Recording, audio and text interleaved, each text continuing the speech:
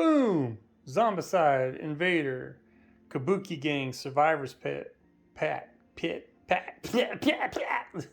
Let's check it out now.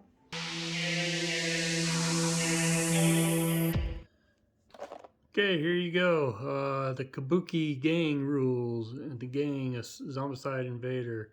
Very, very nicely detailed. I am going to butcher these names. It's definitely samurai related Japanese, I'm assuming. So you get the Kabuki Gang rules. Here's a good old cover of it right here. Try not to get the glare all over it.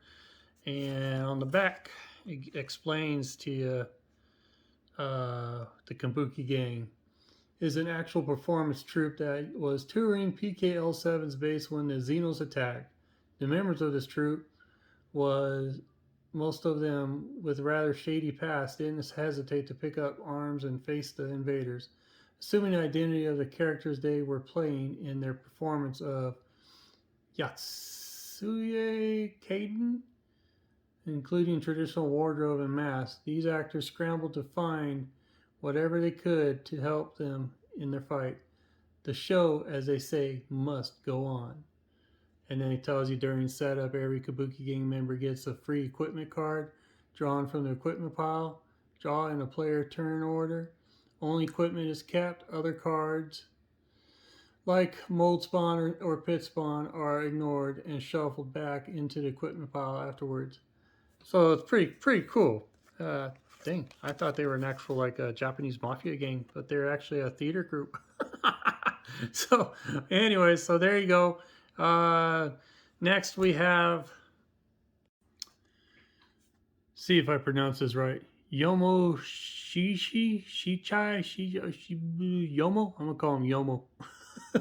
He starts off with Brothers in Arms Sniper, which is pretty dang cool. Brothers in Arms is pretty much where a survivor can use a skill whenever they are standing in the same zone, and at least one other survivor standing in the same zone with at least one other survivor, and that as long as Brothers in Arms is active, each survivor in the zone, including the one with the skill, benefits from the indicated skill. So, say him and other survivors in there, they benefit from Sniper. So it's pretty dang cool. And there's other skills that Brothers in Arms have in here. So, and then of course you have your action and then your die combat, free range action, blah blah blah, and then full auto. Full auto, I know, is where it's a range action, and the survivor substitute the dice number of the range weapons.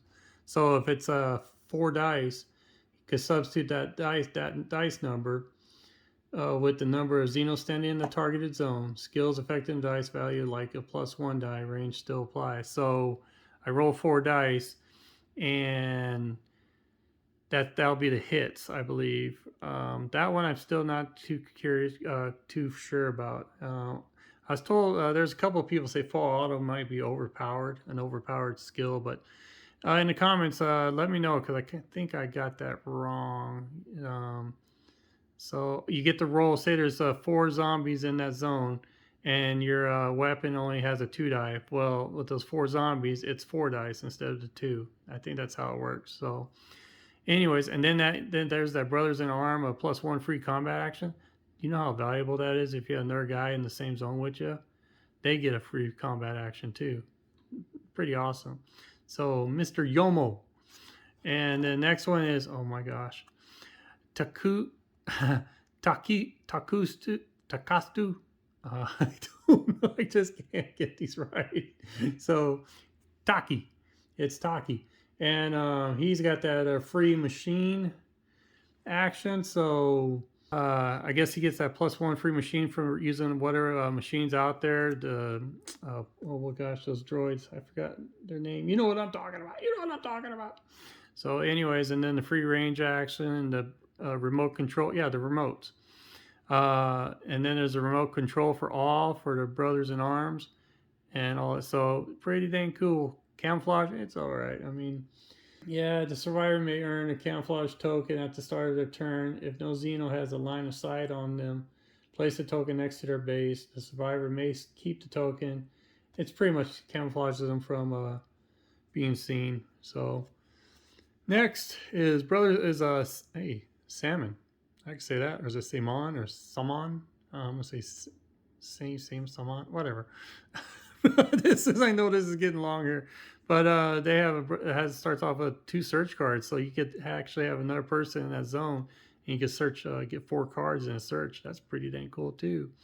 And they got that Brothers in Arm free combat action there too. So point blank is pretty cool too. That's in the zone, and it's a hit, and you get an extra zombie off that hit, I believe. Here, I'm gonna look that one up. Point blank. Yeah, the survivor can perform range actions in their own zone, no matter the minimum range. When resolving a range action at range 0, the survivor freely chooses the targets and can eliminate any type of Xenos. Their ranged weapons still need to inflict enough damage to eliminate the targets. Friendly fire is ignored. No, there you go. So cool. And then Oiwa. She starts off with a point blank. Wow. Ooh, she's got bloodlust melee, and then it ends with a +1 free. Man, I'm telling you, these brothers in arms are awesome to have for skill. Lifesaver. We all know what lifesaver is. He's able to. Nawasuki. He's a big old dude, man. At the end of this, I'll have a picture of them, a still of each of the miniatures, they look so awesome, dude. So, but you notice they're civilians most, so they only have 2 armor. So, yeah, Lifesaver is where he could grab anyone in line of sight and yank them over to his zone to save them from any possible Xenos or whatever. I keep calling zombies, but Xenos in that area. So it's very handy and doesn't cost an action either. So, and then he has Brothers in Arms +1 die combat. That's awesome. +1 free boy, he's almost like a tank almost. Yeah, he's almost like a tank. He is a tank. So next is Imon. I'm assuming it's Imon. Born leader, which means he could give up one of his actions to allow another person to use it. Let's see. The survivor may give 1 free action to another survivor to use it as they please.